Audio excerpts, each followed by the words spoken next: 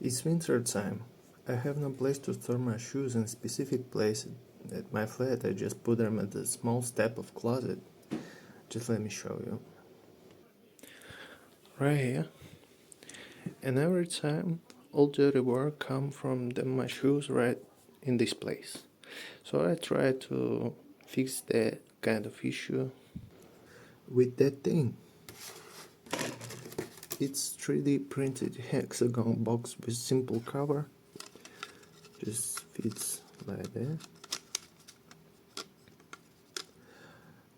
You can assemble it together.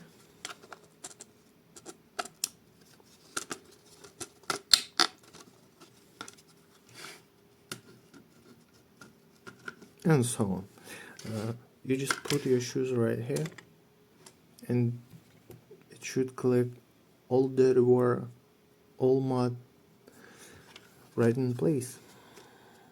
Just a small notice, if you extrude these surfaces about 4 or 5 centimeters, you can use it like a storage. You can mount it on the wall and use it like a storage.